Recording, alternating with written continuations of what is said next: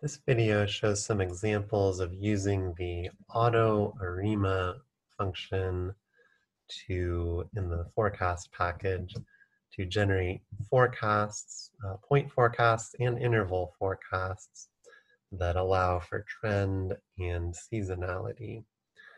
So I'm going to load the forecast package for that function and then also the FPP package for some additional data sets and set up some graphical parameters.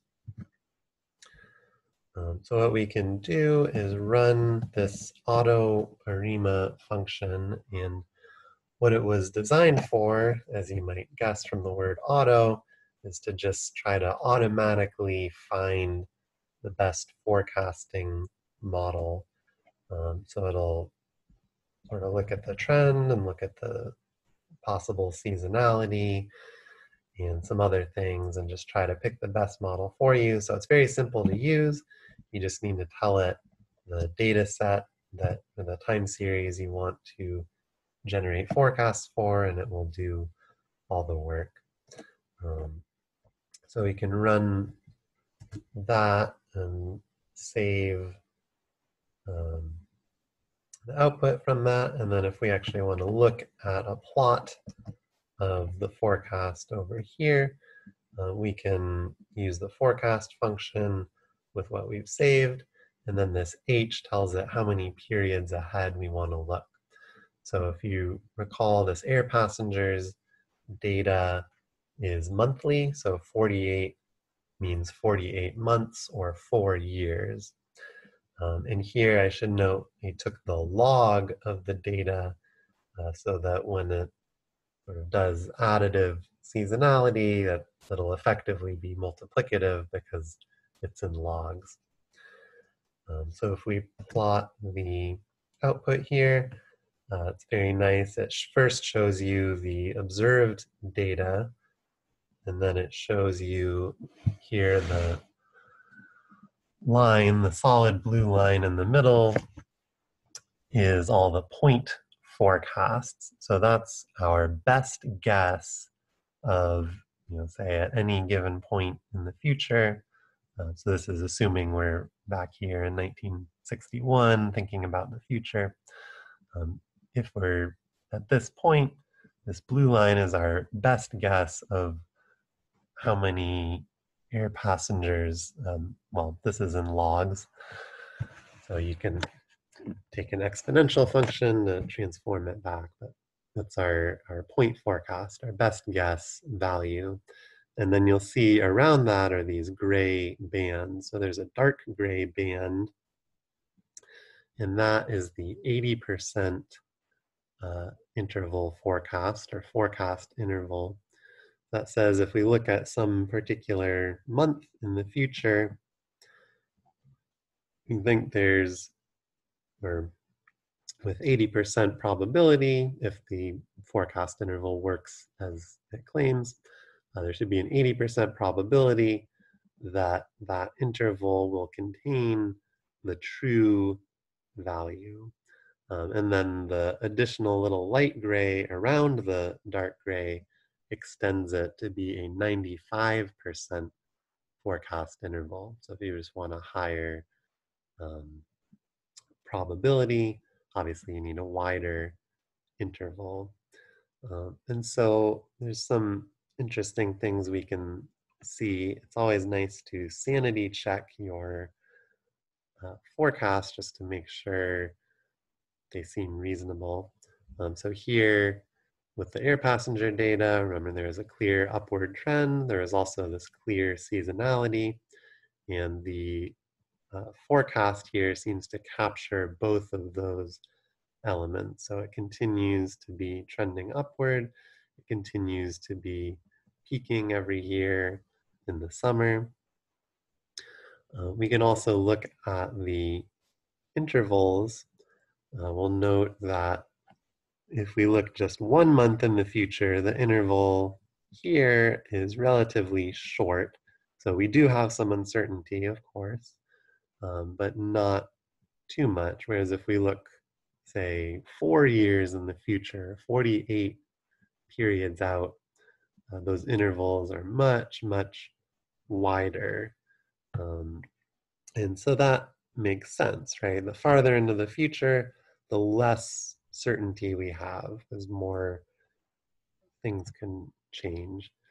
In particular, if you look at the very bottom of this 95% forecast interval, it's actually below the most recent observed sort of trough value here.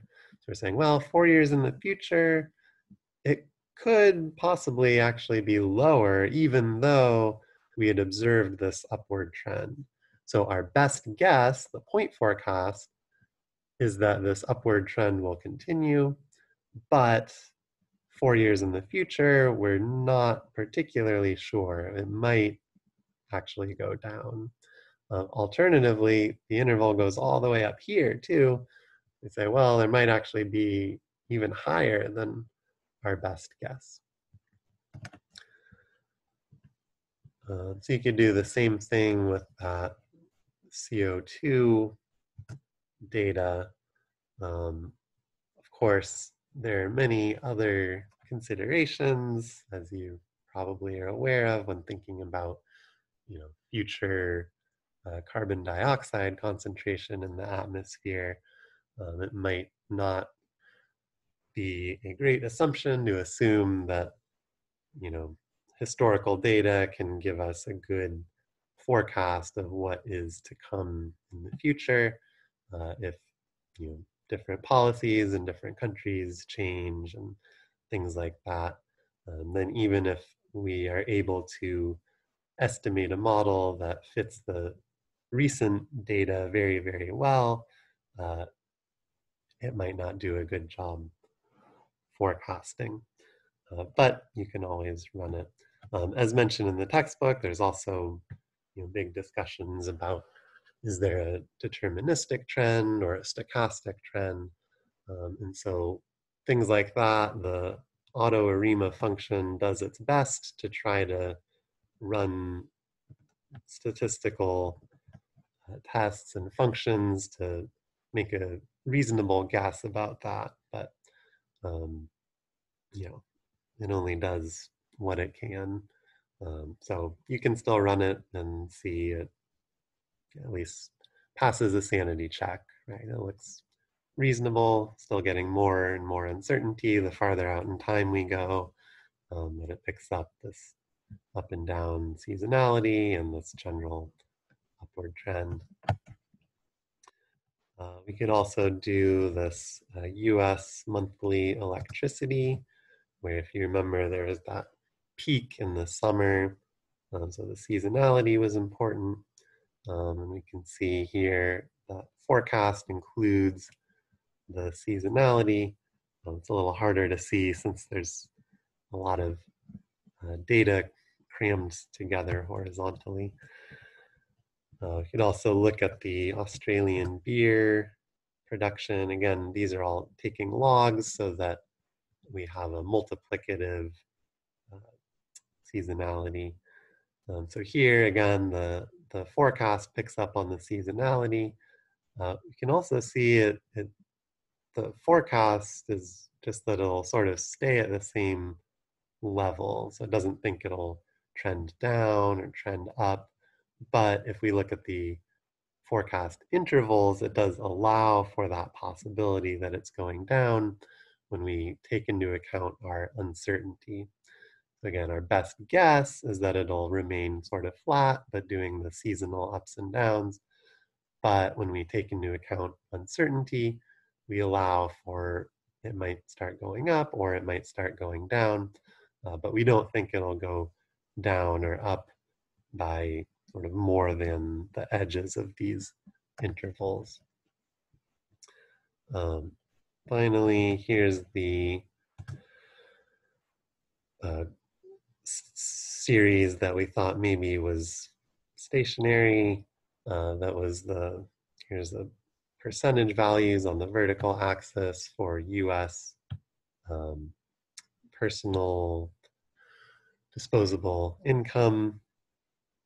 And we can see the forecast, this auto-arima seems to also think there's really no clear trend, no clear seasonality.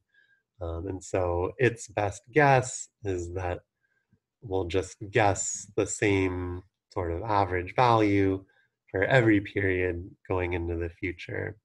So here, this is quarterly data. I should have mentioned the previous one was too, so it's still 4 years into the future, even though it's only 16 periods. 16 quarters is 4 years.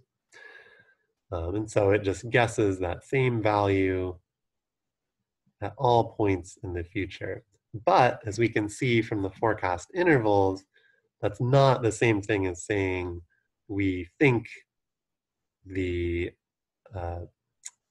disposable income growth will always be identical in each quarter. It could be much higher, it could be lower. We wouldn't be surprised because those values would still be within these intervals. So here, even the 80% interval goes almost up to 2 and down to minus a half or something. So it is a somewhat wide interval. So we don't really have a lot of certainty when we're trying to forecast personal disposable income growth in the US. And that seems reasonable given the data and what we've seen in earlier videos trying to decompose it. So I hope you enjoyed those examples and seeing how this auto.arima function can give pretty good estimates just by passing it the data.